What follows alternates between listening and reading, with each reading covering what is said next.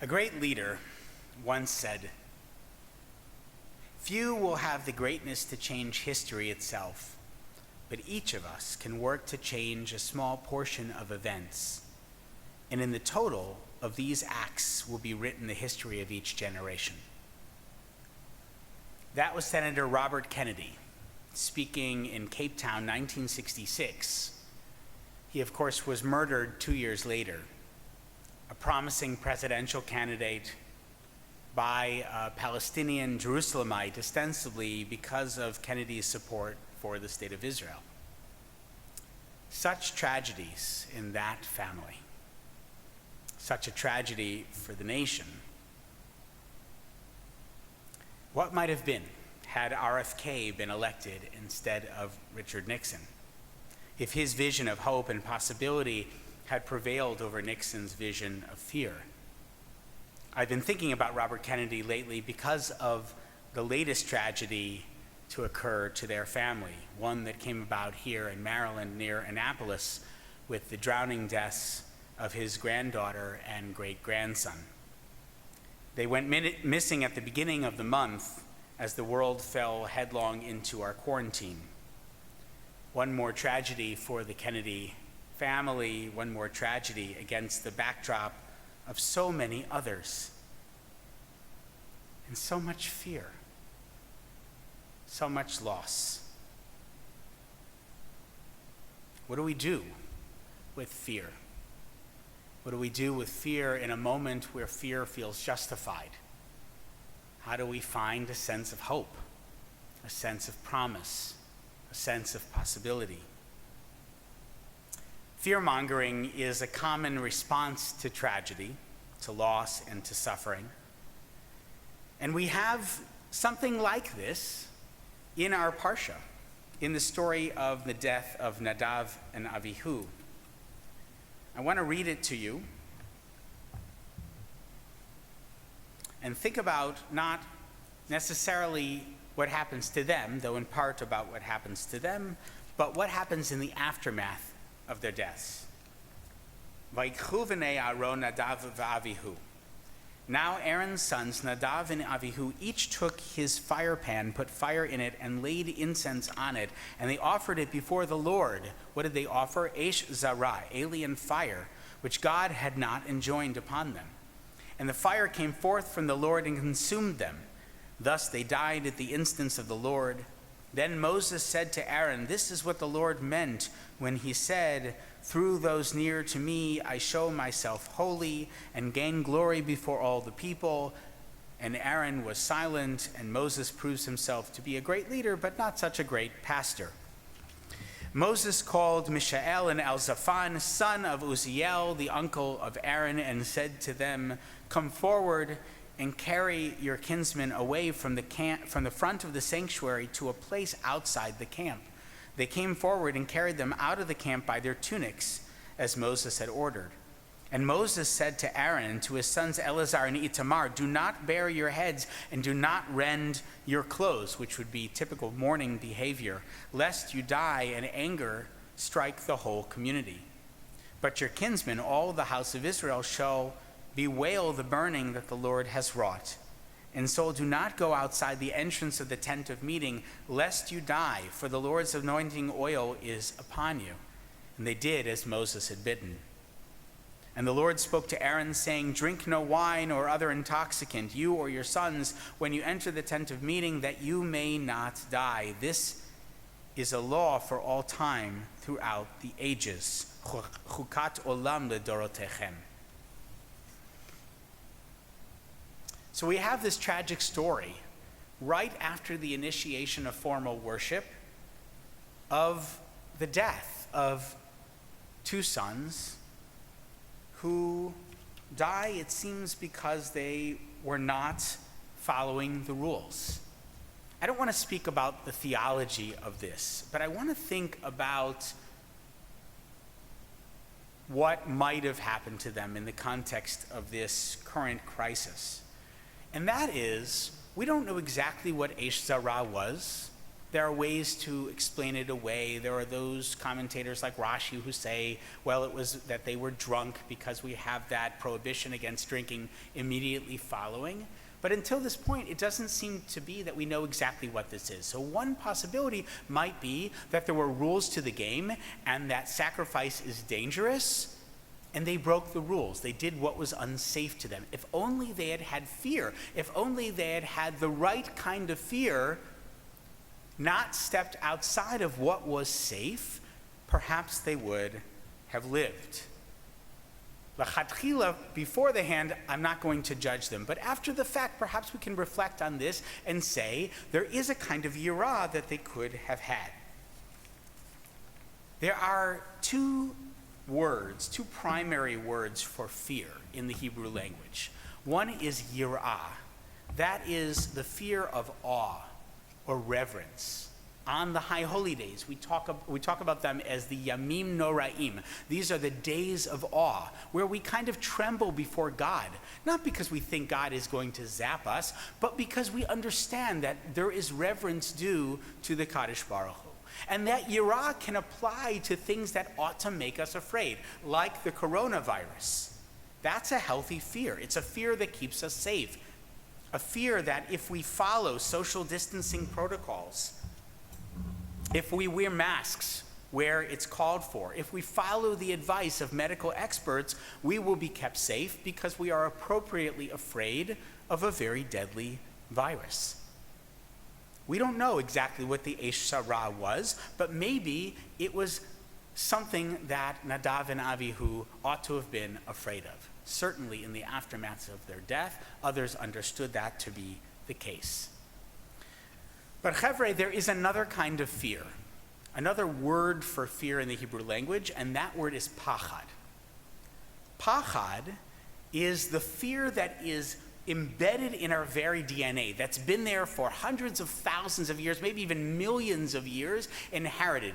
It's what social scientists and brain researchers talk about as the flight or fight kind of fear.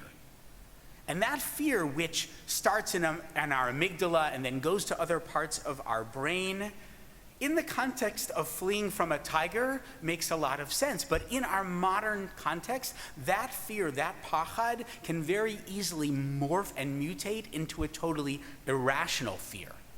That kind of fear, not yirah, not awe of things that ought to make us afraid and therefore keep us safe, but pachad, that can be wielded by those who want to do harm, or those whose own fear, whose own pachad is so all-consuming that they have no choice but to sort of radiate it out into others in a way that manipulates, in a way that can misdirect us away from what we should be focused on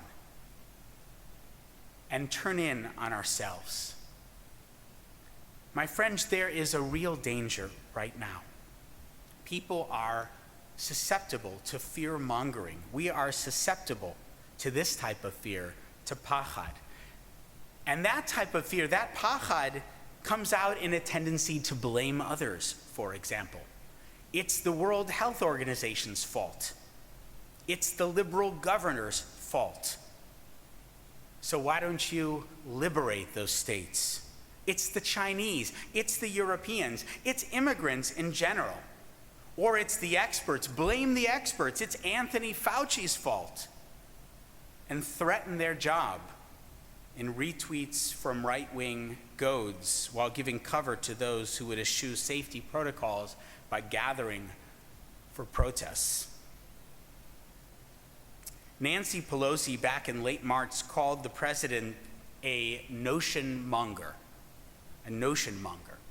He's a notion monger, just tossing out things that have no relationship to a well-coordinated, science-based, government-wide response to this. Thank God for the governors who are taking the lead in their state. Thank God for some of the people in the administration who speak truth to power. Fear-mongering. Notion-mongering. What do we do? What's the response? Was Robert Kennedy correct that each of us can work to change a small portion of events? Well, perhaps that's exactly the advice that we need right now. One response began in Canada, as these sweet kinds of things tend to do, and has been trending on social media under the hashtag caremongering. Not fear-mongering, not notion-mongering, but caremongering. What's happening? Well, people are finding out and sharing what they can do beyond the necessary yirah, the fear that keeps us safe, and finding ways to help, to serve, to care for one another. A congregant sent a clip to me a few weeks ago when all of this was starting from a 1918 copy of the Philadelphia Jewish Exponent. And in the subject line of the email, she wrote priorities. So listen to this. These were the priorities from the tile ad of the Jewish Welfare Board in the Jewish Exponent on October 11th, 1918, in the midst of the Spanish influenza. Big, bold letters. It says, "We need." And then, what do we need? The influenza epidemic emphasizes the immediate need of, wait for it, smokes, cigars, cigarettes, pipe tobacco, sweets, chocolates, hard candy, chewing gum, music, Victrolas, records, sheet music, comforts, comfort kits, fruitcake, etc., knitted goods, sweaters, socks, helmets. Supply them to us for distribution, says the Jewish Welfare Board of the United States Army and Navy Philadelphia branch. So that's a little bit of 102-year-old caremongering. Some of those things I think are still apropos this moment. We all need chocolate, why not? Knitted goods, people are donating socks and coats and various things that people need. Maybe not so much smokes. Actually, it seems that the incidence of mortality goes up with this when people's lungs are weaker, and so this is not a good time to be smoking, but you get the basic idea. People 102 years ago, in the midst of their pandemic, were looking for ways to help one another, to caremonger and not fearmonger. What are some things that we can be doing? Well, there's some of the things that we've spoken about many times. There's getting groceries or medicines for those who need it. There's making phone calls to those who are lonely, because loneliness is its own danger. There's making and donating PPE. There are ways that people are bringing joy to one another around the world. We've all seen concerts and various groups who are pulling together Zoom broadcasts and then re-editing them into harmonies. You may have seen one from the Israeli Philharmonic Orchestra. That was beautiful before Pesach. There was that great Saturday night Seder with Ben Platt and Adina Menzel. Our viewership for our Havdalah went down last Motzei Shabbos because I suspect a bunch of you were watching Ben Platt, which is okay, I forgive you. And in Greater Manchester, there's a pub owner who is offering free rooms to those who need to self-isolate but are unable to be at home because perhaps they're unsafe at home, some of them coming from situations of domestic violence. There are people who are paying their staff to continue working, and there are people who are paying their staff not to work, to keep them safe. There are those rainbow messages that are going up in homes here in Baltimore for kids to find. Miriam and I discovered one on a walk as we were walking around Reservoir Hill the other day. And there are those in our community here at Beth Am who are finding ways to help one another and our broader Reservoir Hill and urban community. I want to name just a few of the things that are happening right now at Beth Am. This was in an email that went out Monday entitled Connecting with Our Community. And if you haven't looked at that email, I would encourage you to do so and consider participating in some way. It's a combination of the work we're doing within and among our congregation. That is through our C2C congregant-to-congregant group led by Joyce Keating and ably assisted by Barbara Rosenberger. They are helping coordinate phone calls. We have a team of about 40 members of our congregation who have been calling folks who are over 80, folks who are over 60, folks who are living alone. If you received a call from someone, that's why. If you are listening to this and you did not receive a call, you can call me. You can call Rabbi Kelly. Maybe we had your number wrong. Maybe it got lost in the cracks. We care about you. We want you to be safe, and we want you to know that there's someone on the other end of the phone or the Zoom phone call. We have folks in our community who are making grocery deliveries. We have a young member who works at Trader Joe's and is, when she and her dad working at Trader Joe's, she's been going at the end of the day to pick up groceries and deliver them to people in our congregation so that they can have them. We have folks who are helping out with our neighborhood.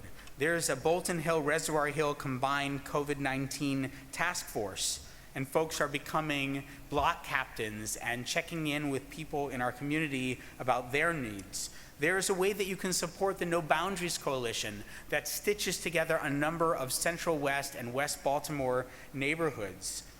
You may have seen that incidents of transmission of the virus and of death from the virus are significantly higher in communities of color and in more impoverished neighborhoods.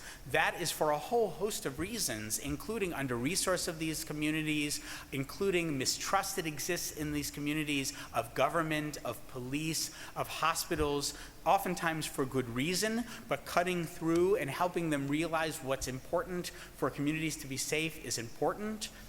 It's important to get goods and services out to these communities, so you can support organizations like No Boundaries Coalition, like the St. Francis Neighborhood Center here in the neighborhood. There's a food pantry in Bolton Hill, the Samaritan community, which is taking food from Memorial Episcopal Church and from other places, including from us, to donate into the community there.